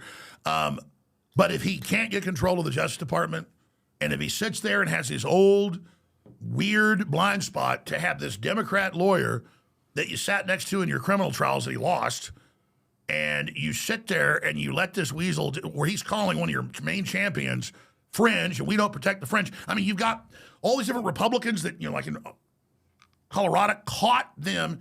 She's the elections official, and she catches them stealing it, and so she gets a thumb drive and goes to the police, and she's, Nina Peters, she's still in jail, and Tom Blanche is fighting to keep her in prison and wants to keep her in high security. So my point is that he was against letting out J6ers. These guys are foaming at the mouth, elitist leftists, going, oh, Alex Jones is fringe, a horrible person. We don't protect him. Oh, little peasant down there. I mean, it's disgusting. So listen, it's not about me. Okay, it's that if obviously Todd Blanche wants to protect the FBI and DOJ because they ran this illegal crap against me. It's cover your ass time. But then, and I waited a week. I said, well, they're just doing that to cover my ass. Let me see if he talks smack. Oh, he talks smack, which is good because I already knew what he was. And I'm like, good. You just for everybody just came out and said Alex Jones is scum. Good. We already knew that. We already knew what you thought. You just told us who you are. Thanks for the confession, buddy boy. So you'll stack yourself up against me with the general public, and now everybody's investigating you, and all the stuff's going to come out, and we're going to get rid of you up there. We're going to get better people in, and if they don't toe the line for the truth, we'll get rid of them too. It's called public pressure. People are like, oh, God, he's dangerous. He can indict you. They've already tried a whole bunch, whatever. I've always been an active guy, training, pushing myself. But once I learned how caffeine forces your body into that fight or flight mode, I realized it was wrecking my recovery. I'd get the boost, but I couldn't really rest. That's when I came across methylene blue. It gives me clean energy, sharper focus, and I could still recover. Honestly, it changed everything for me in the gym, in business, and in life. Then I discovered alpha lipoic acid. On its own, it's a strong nootropic, boosting choline, which drives brain and body performance. But when you combine it with methylene blue, it's on another level. That's why I worked with the partner to create Magic Bullet, methylene blue plus ALA. For me, methylene blue was powerful on its own, but with ALA, it's the only way I do it now. Right now at bluevitality.com, you can pick up a full bottle of Magic Bullet for just $39.95. Use my promo code SJ to get 20% off the regular price. If you're serious about your training, your focus, or your recovery, this is the way to go. I don't care. Blow my head off. Do whatever you got to do. I'm not backing down. I'm committed. That's what commitment means. It means commitment, and it feels good. It's that simple. Damn. What do you think about the whole Charlie situation going on right now? With all the people and all the question marks surrounding this, and a lot of people are not believing the narrative. Well, when I was up at Tucker's last Monday in Maine for his show, he was going to dinner that night, about to jump on a jet up to from Maine over to D.C. to have dinner with the vice president and with Charlie's widow, Erica Kirk. And I was talking about all these things with him, and he said, well, the way Kash Patel and them haven't been releasing more videos and more documents and putting their narrative out, he's talked to him and Bongino, and they're like, well, we don't want to give the case up. And Tucker's his first job was a crime reporter. He goes, you guys always put out the narrative of what's there. That's not true. And he said, that's what's generating all of this. And, he literally just had, did you tell me that? Was that off record? Oh, they tell us so much stuff. I better just not say it. But the point is, Tucker's dialed into everything. I mean everything. Little more than meets the eye with that guy. so he's like the secret. I mean, this is known now, but he's like the secret U.S. ambassador of the world. Flies around constantly. World leaders meet with Trump messages, and basically does as much stuff as Witkoff does, trying to stop war. And he's dialed into everything. But he said that he's known Kirk's security team for many years. They're his security team. You know, when he goes out with them, Right. He's known Erica Kirk since they got together. They're really good friends. I already knew this. J.D. Vance is good friends with them. When I was up at TPUSA last year, 3 months before Vance was announced, I was back there with Vance and Kirk in the green room. They called me in there, and I was talking to Vance, been a listener for a long time. And I was like, hey, I hear you're probably, he goes, yeah, I got it. And he didn't even say, don't tell people. He just, yeah, I got it. It's me. I was like, wow, that's the weird thing is I'm like, I did ask, is that on record or off record? Someone had put out and said, oh, J.D. Vance, he's got it. But they're old buddies back there drinking ginger ale and high-fiving and watching YouTube clips and X clips of people. Like, they're like us, Don Jr., all of them. I drink beer. And so, I mean, these people are like goody two-shoes. Yeah. I mean, like there's the rumor, Don Jr. is a drug addict. No. I mean, Trump doesn't even like his kids drinking. So the point is that these are, I mean, Erica Trump is an actress. Erica Trump has done thousands of these events. So when her husband gets killed, she gets up and executes and does a great job for him because that's what you do in those times. And people go, God, it's so slick. It's so produced. What's what they do? And so, I mean, I really take Tucker's word for it that I mean, because he's really close friends with her, been close friends, really close with Charlie. I knew Charlie well. He wanted me to go back on tour with him. I called me 3-4 weeks before he got killed. And he was like, hey, thanks for putting pressure on Trump with the Epstein. He's listening to idiots like Todd Blanche. I mean, he was just like people at DOJ, if you know what I mean. The guy that had, and so everybody behind the scenes about Todd Blanche. Yeah. That's who they dispatched to go talk to Ghislaine Maxwell. I mean, he's the bad guy.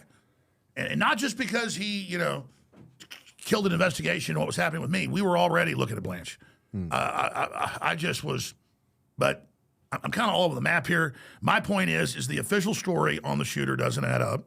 Well, you have a really good spiel on this. You're a former Navy SEAL. You talk to all the guys in your security area. You do security, high-level stuff, and all the Green Berets, all the Navy SEALs, all the Delta Force, all the Army Rangers I talk to, obviously not a 30-06 hitting here and not going through. Obviously not at that 20-degree angle. It would have gone through regardless. Did it come down? Then it just goes on and on and on and on. So I mean, the thing is, it's a riddle wrapped in an enigma. What do you think? What do you think about? Well, to me, I don't know. Like, there's no answer that answers all the question marks, right? And there's a lot of influencers, and yes, maybe some of these guys are out there peddling just to get likes and clicks and try to go viral. Maybe.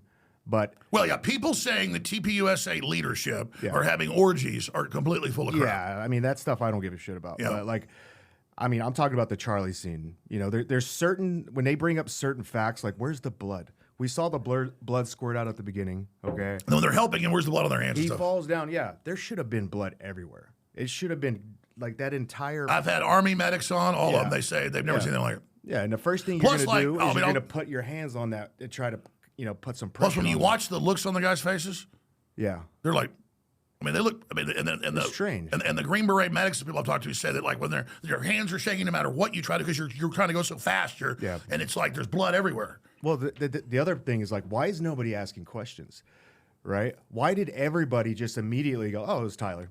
Well, let's move on, guys. Let's have a party. To me, especially if I'm Trump, I'm going to be exhausting every effort. This guy brought in the younger demographic that got me elected into office. We'll take ChatGPT. I mean, that letter from the supposed shooter, Tyler Robbins, to his boyfriend is literally like, all the alibis are destroyed. It's perfectly written. Sounds like a cop wrote it. I mean, it just sounds like a prosecution wrote it. Nobody buys that. And then you had security guards, like immediately after he gets shot, he's falling backwards in a chair. The security guards jump over the table, and he gets immediately hounded by like 3 or 4 of these guys. then there's guys that are picking stuff up off the ground and handing it off to other people, almost like they knew that they were going to grab it, like down low, grabbing it, putting it in their It looked pocket. very coordinated, and it was like a football, like hut, and then Exactly. it was, you can see that. And all the security guys I talked to that have done, big event stuff like this, they're just like Like it was rehearsed. They go, it's rehearsed, and we've never seen anything like it. We don't know what it is. It's like really, it's nothing in the. It's very strange, and that's what I said to Tucker, and he said, yeah. He said, my issue is I know those guys, but he said, yeah, I understand what you're saying, and he said basically I do think there's a cover up, and we just don't know what it is, and I mean they just had. I'm not going to say it. They had people from the FBI that day when I was there screaming at them, blowing up over just Tucker. Screaming at who? The Tucker? Yeah, his producer, Lexi. Just screaming. Point was is they didn't say it was off record, but I'm just going to take it as that. The point was, all Tucker started saying was, I'm a crime reporter. I did this for many years. Yeah. To go, oh, we don't release our proof because that'll mess up the case. That's never done. And so by not releasing your proof, like, why don't we have him in the prone position shooting? There's all these other cameras. Why don't we have a shot of him shooting? Why do we have, again, it goes on and on and on and on and on. And then when the FBI starts covering it up, that implicates the FBI. Yeah. And you got the same FBI and Secret Service that clearly there was another shooter in Butler, Pennsylvania with Trump. Clearly Trump needs to know about this, not just for Charlie, but for his own safety. Right. Because I'm not saying Kash Patel's involved in any of this. From everything I know, Pam Bondi's not a bad person. Kash Patel's not a bad person. Bongino's not a bad person. Everybody's in over their depth, but anybody would be. You could be a 40-year veteran of the FBI. The world's so crazy now, we're all in over our heads. Yeah, so when I say Pam Bondi's in over her head, I'm in over my head. I mean, I can't. But see, immediately they go, oh, look, the security guy shoots him under the arm at an angle. And we slowed it down, and it's a cell phone. They hear the boom. He goes like this. Yeah. There's another guy up behind him, and they go, oh, it's a camera phone gun. You blow it up. It's a guy sitting there screwing the top off of a bottle of water. Yeah. So, and then I even had a lot of people online, even my listeners, like, how dare you cover up? No, he shoots him under the arm. No, this guy shoots him. And I'm like, which is it? And later they have release HD, better shots. Yeah. It's a phone. It's a thing. They're not doing it that way. Yeah. And then it's the next thing. And oh, his microphone blew up and did that. But the microphone doesn't fly off backwards with the ejection. And then does a pin gun blow a hole that big? Because the exit wound, the entrance wound looks like a smaller exit wound of a full metal jacket, smaller round. I mean, it just goes on and on. Yeah. You know what? What about that? I mean, 100% impossible that 30-06 goes in and doesn't go through. Yeah. What got me was the response from people that I thought would have been saying a lot more in regards to what happened. And like Trump, obviously he did what Trump does, and he's very calculated with what he says because he doesn't want to incite violence, right? He doesn't want a repeat of January 6th. But I was looking at other people around him that I thought would have put in much more effort to, I don't know, like put out like console the public about how everybody's feeling. Everybody's in shock. This dude just got shot in front of all of us. He's dead. He was the poster boy child of the MAGA movement. Okay, RFK, his father and his uncle both got publicly assassinated, right? And it was, I mean, everybody's still talking about it. They're never going to stop talking about the JFK assassination, okay? If anybody out of that administration should have put out a huge, long post to, like, talk about it, it should have been RFK. What did he do? Go back and look at his social media. He put out a small little snippet that, again, looked like a ChatGPT. It was just very bland. The next day, he puts out basically like for the vigil, announcing that the vigil for Charlie. And then 3 days after that, he puts out a video of him talking at the vigil. Okay? So 3 posts. And the only time he was talking about the situation was a small little tiny paragraph that didn't, like that's, dude, you are the guy. Like, this has been happening to your family. This is like, why are you not, I don't know, diving in more?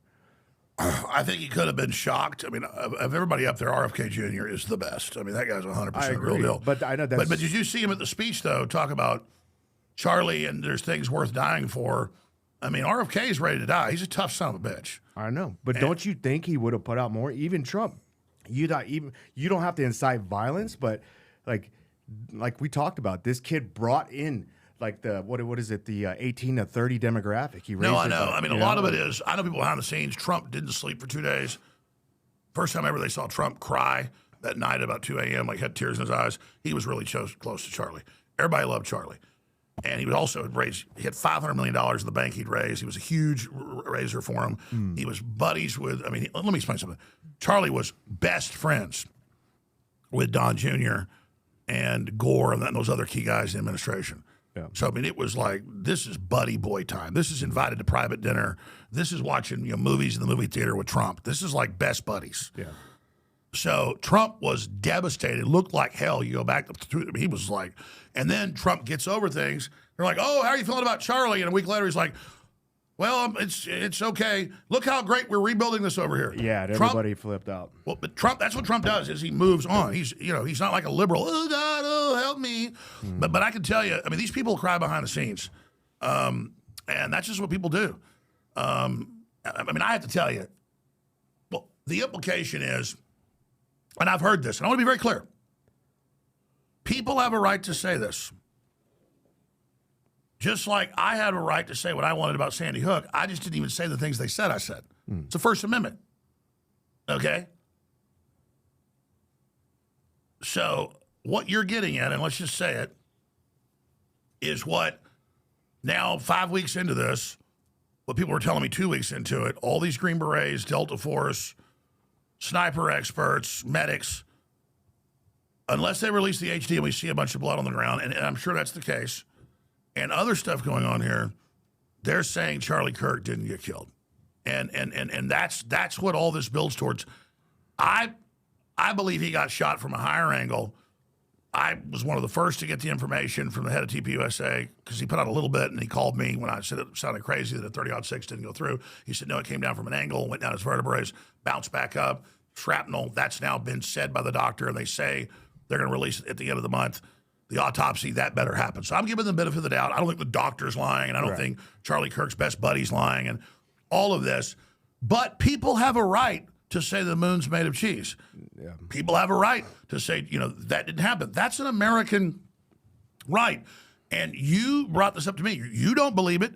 There's got to be some other explanations. But what you said to me 2-3 weeks ago is what during the breaks when I'm talking to these Green Berets and all these guys, they're like, man, it just, and then if they don't release that HD or at least, show it because if there's not blood down there and it's just a squib pack, because that's how they do it in stunts, is it pops and then pops the back for the movie to make it look like it's real. Yeah. And I'm not saying that happened. Alex Jones does it again. But here's what's different. There are a bunch of people saying this weeks ago, nobody's even attacking them because nobody believes anything anymore. I know. I genuinely have talked to a lot of medical doctors I know and pathologists, and you Academy Award-winning actors can't, the exact millisecond it hits, I mean, that's spinal cord out. That fits with what the doctor said. I mean, it's you see that violently. Yeah.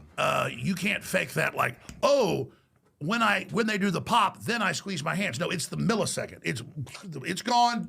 He's paralyzed. It's we got like 5 or 6 vertebrae. No, that's real. Just like you can't fake Trump getting shot. They shot people in the crowd, killed a person. Then another shot comes in from this angle, and you can see it hitting the clothes and bags and hitting a person. So no, those are real bullets at Trump, and he did turn at the right moment, and it did nick him. And idiot liberals hold up 5.56 cartridges in the bullet. Go, when that hits you, no, it's a little bullet going this way, and that's exactly what happens.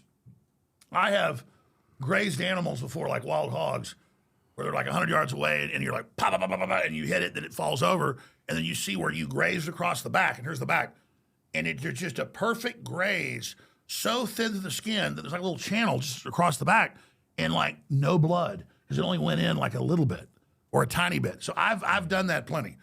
So people are like, oh, days later, there wasn't much of a mark. Well, I've been shot in the ear but with a 22 caliber pellet. So I can tell you about that. Some idiot kid we took down the ranch when I was like 9. We're out with 22 caliber pellet guns, and he just at the end, for some reason, we're about 50 feet away, just pointed at me, like thought he was joking around, didn't know it was loaded, shot it, and it went, I think it was this here. You still see some of the lead back in it because it went through, but it left some of the lead. Bled like a stuck pig, but then closed up in like 30 minutes. And like I was at school days later, people were like, you didn't get really shot. There's just a red dot right there because it closes up. So that's how the years are. Well, you were in the military. I'm sure you've seen similar things. Yeah. But no, I mean, look, Trump got shot. I know real stuff when I see it. We all know fake stuff when we see it. That's how we can tell fake AI. Charlie Kirk, blasted. But I get why people look at all the weird anomalies because it all points towards that. You do a good job laying them out. You want to lay them out?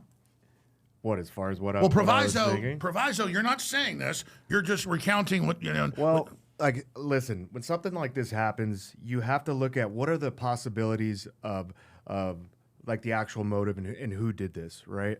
So, in my opinion, it's like, okay, option number one, what they're telling us is absolutely correct. It was Tyler Robinson. He shot him from the roof, and everything else is just weird. The second option is there was a second gunman, and maybe they used Tyler as a decoy, and we're kind of seeing what looks to be, I mean, to me, it looks like they're covering something up, and I don't quite know why. I don't know why they took the narrative and ran with that so quickly. I don't know why Erica Kirk was giving Tyler forgiveness so quickly after the investigation was still ongoing. Why are you giving forgiveness to somebody that just killed your husband, and you don't even know if he's the actual guy? They haven't finished the investigation. That doesn't make any sense to me. Yeah, well, the way it comes out is that's how you basically say the person's guilty by forgiving them. It's like just shuts down the whole thing. It's over. We forgive him. Move on. Yeah, that doesn't line up. So if you're being real, and you don't have to, like put all your, chips in one hat, but the last option, and there's only one option that answers every single question mark that all of these influencers have, that are floating out all of these theories and all these video angles and everything. There's only one answer that answers all of it, and that this is fake. This is all staged. And that, like you said earlier, why did you send people to their houses to harass them? What's that? Why did you send people to his house to harass his family? Why'd you pee on their graves? Oh, no. That's what they're not. Kirk's not gonna do that. But imagine now, why'd you send people to their houses to harass them? Yeah. All you did was ask questions. Why'd you pee on the grave? Well, it's why'd just you make $300 million off that? It's like you just made $300 million by saying that. Yeah. No, but that's how it works. Yeah. But see how the world's moved on? That's totally reasonable. And a bunch of the military people are saying what you're saying. They're saying, looks real when he gets shot. Where's the blood? Yeah. And then all the rest of it. And then where's all the footage of him on the roof? They got all these cameras. Why are we showing only him running? Yeah. And then all the weird anomalies there. Yeah. What does he go to? But the point is, it's good you're asking those questions. Yeah. It's American you're asking those questions. And it's not just okay. We're supposed to do that. Yeah. Yeah, even if we're wrong, it's okay. Dig into this. Find it. As long as you're not going to hinder the investigation that they're doing on Tyler for this case that they're building on the guy. Like, right? You don't want to hurt the case. Like, if all I know is, though, since when can he, like, he's supposed to confess 3 times in all this. Yeah. Why would they put the confession out? They always do that. Yeah. I don't know. They're keeping a lot of things very secretive. And this is why influencers are out there. This is why everybody's fucking playing armchair CSI. Is that why you peed on the graves? No, but you see how it's just mindless? What do you think about Candace? What do you think about her stance on all of this right now? Because she has fucking backed herself into a corner, and she's fucking got the claws out. She's fighting. Well, that's I like Candace Owens. We really discovered her. I like her too. I mean, I was like Paul Watson, my host, and we were the first to really ever get her on air. Mm. You know her origin story? What is it?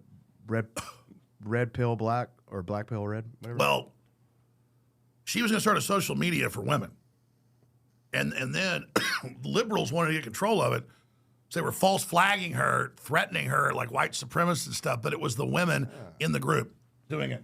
So that's kind of how she woke up as a liberal, because they were like Jussie Smolletting her. They were staging stuff. Interesting. So, and my lawyer, Norm Pattis from Sandy Hook up in Connecticut, where she's from, He actually represented her and got her a big settlement where she did go through racist stuff in high school and stuff. So I know all about Candace Owens. I think she is a good person. I think she means what she says. And You think there's any truth to what she's saying? well, you've got to give me the latest because all I know is this. She came out a few weeks ago and it's like, he was shot from the front and it goes through the vertebrae and all that. And everybody's like, oh my God, Candace Owens. I'm not lessening it. I'm like, I broke that. Like 3 weeks before that, which I'm not even upset about it. I'm glad that whatever she says, everybody pays a lot of attention to it because that was true what she said. And then the reason I got the details was the TPUSA head guy says, oh, he's got my number. He calls me up 30 minutes after I do a post on X. And he's like, oh, 30-6. And I said, no way at that angle. And then, so he called me and gave me the full details of what later came out. And what he said, was what Candace is saying, actually happened. My point is she's going off what they say. We haven't gotten a coroner's report yet. Does that make sense? Yeah. So she's talking to the same people. Yeah.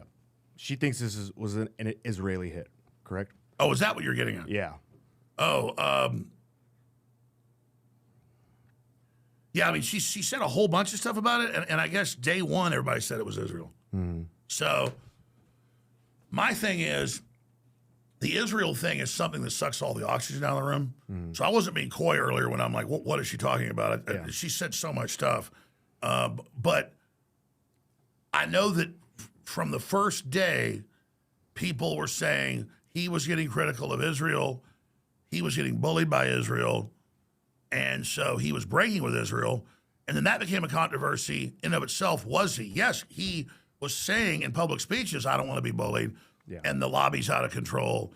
And these donors are giving me problems. And so all that's true. So what Candace said was true there. And then, people moved into other areas about what was going on with Candace. And she had the text messages where he was saying, I'm not going to be bullied by the Israel lobby. And basically just saying the same stuff again, but in text messages, but a little more intense. And then they were dumb enough to say she's a liar. Then, of course, she released him. And then she released even more text messages that he was fearing for his life. Yeah. They didn't specifically say Israel, but I think, now that that's out, that moves Israel into being one of the top suspects, if not the top, I'd say the top 3. I got a lot of criticism because by the second day of it, people were saying it was Israel. Yeah. Because he'd had a public spat with him, but basically everybody that wants to be independent has. And so I just said, whoa, we can't say Israel did it before we have proof. And they're like, oh my God, you work for Netanyahu. Yeah, right. That's why, I have the whole Israel lobby literally behind the lawsuits against me and all the rest of it, breathing down my neck. And they aren't talking about you guys at ADL galas and how the number one threat need to be put in jail, Sacha Baron Cohen. They're talking about me. Okay, so let's just get that straight. Because I come at the Israel lobby, both AIPAC and the ADL on the left, from a reasonable place. I don't want to destroy you. I don't want to blow up Israel. I don't hate you. But I don't want you involved in my politics. And I'm sick of hearing about how we're all racist if we don't do everything you say and open up the borders and all this. So just get out of my backyard. You got your territory. You wouldn't have me over there telling you what to do. Get out of my grill. Yeah. Okay? But there's all sorts of groups and organizations like that. But I don't sit there at night jacking off like, I hate the Jews. That stuff just gets really old. So, that's what a lot of these guys that hate them do. I mean, they literally, look, maybe I have an allergy to it because I've been on there 30 years plus, and I was on there just a few months, and I'd have guys come down to the studio and go, you're talking about the New World Order, but it's the Jews, and here's some pamphlets. We want to come on your show. And they'd be up there the next week. I've been on there like a month, 31 years ago. They're like, I noticed you didn't call me back. I guess you work for the Jews. Yeah. And my friend, I was like, no, I hadn't read the stuff yet. It was like in the back of my car. I'm like, yeah, Joe's is kind of a Jewish name. We'll be watching you, boy. So my first experience was like, these people are like I was like, well, they're the worst ambassadors there are. Yeah. Because they're the little club that's good and everyone else is not pure and all roads lead to the Jews. And then meanwhile, they're like, you won't talk about the U.S. I mean, I literally have callers calling. They go, why are you covering up the USS Liberty? I've interviewed more of the people than anybody else because most of them are dead now. I made films about it. I'm a false flag expert. I put the USS Liberty on the map. And it's like I've had callers before. Why are you not talking about the Federal Reserve? I don't know, I've only talked about it 10,000 times. What are you talking about? So on the issue of Israel, I couldn't say 2 days in Israel did it just because he was having a breakup with Israel. Okay? And then Netanyahu adds fuel to the fire saying, I did not kill Charlie Kirk and all that stuff. So I don't know. Is Israel capable? Is Benjamin Netanyahu capable of killing Charlie Kirk? Are fish capable of swimming in the ocean? Okay, can a bear take a dump in the woods? Well, let's go here. Netanyahu was involved with the CIA and Pentagon and the neocons running 9/11. That's a 2-hour discussion. I got the receipts. Netanyahu was involved blowing up the World Trade Center. That's not covering up for Israel. That's meat and potatoes. I can name the groups, where the bombs were, the floors, the names, the people that planted the bombs. I'll come back to that if something you want. I've written books, made 6 films on it. Had them try to destroy me over it. So now, is that all Jews? No, that's Netanyahu and the neocons, with the neocons here staging it to be able to then launch their Pax Americana, New American Century operation. So, for me, Candace can, talk about how she thinks Israel did it. And that's the big popular thing to think. And I think she really believes that. It's kind of like, those ink blots where you kind of see what you want in it. Yeah. And I wouldn't be surprised if it turns out that a weird RNC alliance that wanted control of the group, because it was bigger than the RNC now and bigger than CPAC, with Israel, didn't use Israeli operatives because they're very competent in assassination to do it. That's a possibility, pure speculation. The DNC knows he got 2.5 million people to vote for Trump and was the reason he won. And they're the ones calling for him to die, celebrating when he died. And then you got all these other trans Antifa out blasting people every week and, shooting up ISIS. So I'm like, yeah, DNC, RNC, Israel alliance. And then could it have been, if you got to sit there and start speculating, could the Chi-Coms do it? People talk about Russia. Russia barely has a footprint here. The Chi-Coms, oh my God. Yeah. They're just all over us. Would they do something trying to trigger a civil war? But more the left, because I predicted when Charlie was hit, the next day I said, now they're going to claim that Charlie supporters are going to attack traditional black colleges. About a week later, they closed them all. People were calling in saying, for Charlie Kirk, we're going to kill you N-words. Turned out they tracked it back. It was the left doing it. Of course. But the point is that, no, I see leftist globalists, deep staters fighting for the Democratic Party. That's their control arm. And then you got so many deep state moles in the FBI, and over half the FBI and DOJ is still their people, that it's a DOJ cover-up operation. Because Patel didn't know anything. They're just told what to say. Like, who told Patel, we have the guy a day before they did? They give him that to embarrass him. Everything they do is to make him look like fools. Sir, we have the footage of him in his cell hanging himself. Oh, actually, it's not. So they're, and I have that from high-level FBI whistleblowers. So it's not that Patel's bad, he's in over his head. But so is everybody. It's like, So, anybody that says they're not in over their head is a liar in life. Because, let's just take, you're in some big shootout battle with 20 shooters shooting at you, and you're not sure where they're all at, and grenades are blowing up, and stuff's happening, chaos. Everybody's in over their head. So, again, but people that haven't lived, and I'm not trying to be mean, people live in their mom's basement, but they just haven't lived. They've not been out there. They haven't had a bunch of experiences to know. The globalists are trying to get control. They're trying to bring in order and manipulate everything. And they're able to pull off a lot of stuff. And they do have most of the money and resources, but they're not all powerful. Yeah. So I think this globalist CIA, Soros, deep state, real deep state, killed Charlie Kirk because he was breaking with all of it, and by extension, Israel. But Israel is the tail. The globalists in all of this set it up for this dialectic, for this clash that's going on. Yeah. So it's not to defend Israel or what it does, it's to actually say what it is. Here's an example with the Nazis and the people that just obsess over Jews. If they slip on a banana peel, they think it's Jews. It's an excuse for them being lazy and stupid. I interviewed the chairman of the Joint Chiefs of Staff. I interviewed the head of the Judge Advocate General Secret Commission. I interviewed the first mate. McGonigal was dead by the time I was doing interviews 30 years ago on this. Because my listeners are like, hey, here's a book on the USS Liberty. Here's a VHS. Here's the head of the USS Liberty organization. And so I'll say I've interviewed more than anybody ever has because most of them are dead. Most decorated ship in U.S. history. You got this big war, 7-day war, whatever it was going on. And the U.S. wants to come in on the side of Israel and attack Egypt. And they also want to try to invoke the Russians to come in and just have a full-out war. And so LBJ sends the boat there, parks it, and then they send the gunboats and the fighter bombers. And some of the fighter bombers see the big American flag, it's a big intelligence ship, and refuse to attack it. Those guys later got court-martialed. This is in the Israeli newspapers. So they send more. Then the gunboats attack it, torpedoes. Most attacks you've ever, giant torpedo holes, hundreds, actually thousands of 50 cal and higher bullet holes all in it.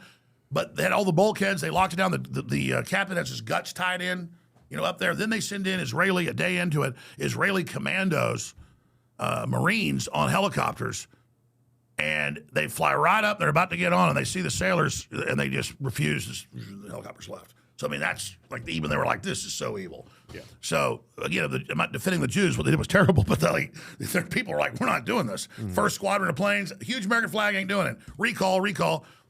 Next group, do it. And so, that's how this works. But I interviewed the admiral that was on the aircraft carrier, all of them. And so they get the call from LBJ. Now, this is the chairman of Joint Chiefs of Staff I have on about it, all of them on. And the Nazis go, there's not telephones to the ships in the 60s, 67. The hell there ain't. They're on shortwave and they're on satellites. And it's in the congressional record, LBJ called on a satellite phone to them, okay? The point is, it's on record. These interviews are there with the admiral, with the chairman of Joint Chiefs of Staff, with the judge advocate general, the whole thing, the trials, everything. And they brought him in and told him this is all secret. National security got shut up. LBJ set it up with Israel, like the Gulf of Tonga that got us into Vietnam in '64, where we did attack our ships. So it came out it was fake. He said, no, we're going to do this for real. So it's called pawn sacrifice. They put the ship out there. LBJ intended to sink it to get us into full war. And the Joint Chiefs of Staff wanted to go to war with Russia. Some of them did. And so this was going to be World War III. And it got shut down. Now, I said I interviewed the chairman of the Joint Chiefs of Staff. He was the head of the Navy at the time. He later became the chairman of the Joint Chiefs of Staff. That was Admiral Thomas Moore. He came on my show 2 weeks before he died, still totally cogent, wanted to spill his guts, released all this classified information on my show about it. Because he was the head of the Navy, then he became the chairman of the Joint Chiefs of Staff later. But my point was, I interviewed the head of the Judge Advocate General, the other judge that was on the panel, all about it. And so they send jets to save it. This goes on for a day. LBJ, they go, sir, order from the president. First it comes from the Pentagon, turn the jets back. He turns them back. The attack continues. He fires jets again off the aircraft carrier. They say, turn the jets back. He goes, I want to hear from the president on this. 5 minutes later, LBJ goes, he goes, I want that goddamn ship on the bottom. Is that an order? You understand that order? I want that goddamn ship on the bottom. So I explained that, of course, yes, the Liberty was an inside job. Israel claims it's an accident. No, our government with them set it up. The Jew haters go, Jones is a Jew covering it up. He says the U.S. government was involved. No, it proves it all. It's what happened. You didn't interview the chairman of the Joint Chiefs of Staff. You didn't interview the admiral. You didn't interview the first mate. You didn't interview the fighter pilots. You didn't interview the Israeli pilot that turned back and refused to do it. I did. You didn't. You didn't interview the 2 Mossad whistleblowers about it. So the point is, you don't know. And in your mother's basement, you want to feel official and powerful and all this stuff and say that exposing what really happened with our government, with Israel, in a false flag, totally proving it. The admiral then gets the order from the president. He gets another communique that's secret. He calls all the men on that survive, and they call him in one-on-one, and he says, we want you to know that you won't just be court-martialed. We've been given national security orders. You're going to be killed if you tell anybody. And I interviewed the guy that made the threats, and I interviewed a bunch of the survivors in his office, one after one, saying, we're going to kill you if you tell anyone. Damn. So there you go. Yes, the USS Liberty was 100% a false flag by Israel and the United States to get us into full war with Egypt and Russia. And that's how you cover up for Israel. And Benjamin Netanyahu blew up the World Trade Center and Building 7. That's how you cover up. But see, you're little kids. You want to feel powerful. So you just say, I work for Israel. That's why you're discredited, and it's why you're idiots. Boom. Does that make sense? So this whole, oh my God, there was a fire this week down the street. Jews. The point is that all these big governments do evil, bad stuff. And that's why the Nazis were mad, because they want to ascribe that only Israel can do evil stuff. And I'm sorry, the Jews ain't got a monopoly on evil, folks. Let's just stop lying to ourselves. Well, fuck, man. That was awesome. You think it was a good interview? It was great. Kind of round up today. That was great. We're going to come back and do a 9/11 one soon. You want to do that? I'll do it. You know what? I've asked the crew to do it. They're overwhelmed. Everything we've got until about 2009 we've got. But even some of the most powerful stuff, because most of them, I was interviewing them like 96, 97, 98, 99, 2000, and they were all, I mean, I think Moore died. Look up when Thomas More died. I think he died like 2001 or something. I mean, these guys, what was weird is I didn't realize I wasn't sophisticated then. Yeah. There was, actually Newsmax back then was hardcore. They were all writers and stuff for Newsmax. So they were like, hey, want this guest, hey, want that guest. But all these old guys were like literally coming on right before they died. Yeah. Sometimes I learned they were in the hospital. There it is, when you die. No, that's another Thomas More. Admiral Thomas More. Admiral Thomas More. He died like 25 years ago. 2021. Yeah, 2004. Oh, 2004. Yeah, right around time I told you. So the point is that we need to get those interviews. Yeah. I've asked listeners to do this. Chase Geiser got an archive of it. I need to call him. He posted it somewhere. We've got to get, because we have to crowdsource this. I mean, I have a small crew now. They've crushed us down to almost nothing. I just have like 80 employees. I got like 40 now. Like a janitor, customer service, and so production, like 15 people for all the shows. We do like 4 or 5 shows, but we need people to go in and like get stuff like that. Yeah. I mean, because there is so much stuff like this that is just historic. Yeah. Well, thank you so much for coming on, brother. Dude, it's so incredible to listen to you fucking talk about all this stuff. Well, I'm sorry I babble so much. No, I love it. So much. I want to let you go. Like, just go. That's why I love bringing you on. Like, let you just like fucking run, dude, and like just go. Well, I know you edit your own show and you do a great job. I watch it all the time. I hope you give this to Rob Deer, one of the crew, because he can sit there, because he has such a huge knowledge, been working for me 16 years. Yeah. He'll know where all this stuff is. Yeah. He can just throw a small clip in right there. Yeah. He can have it ready in a couple days, because it'll take it to a whole other level. Because it's one thing to hear me say all this. Mm. What you have to do, he'll probably find more, those guys, and it'll like freak people out. They're like, whoa, Yeah, we'll give this to Rob. Yeah, fantastic. And just separately, you asked when we're being shut down. Could be Monday, could be 2 weeks, 3 weeks. But now I'm at peace with it because it's been a corrupt process. We fought them. We exposed them in the process. New stuff's about to happen. I don't own the AlexJonesStore.com, so they can't shut that down. That's got the best supplements, T-shirts, all of it. That's funding the new thing we're doing. And so much, very, very exciting things happening there. And so I just thank people for their support, their word of mouth. And thank you so much, Shawn, for helping get me back in shape. Thank you, brother. I appreciate you for coming on. And I'll end it with still no Epstein list. So all this chaos we've been talking about, still no Epstein list. And you know who's over not releasing it?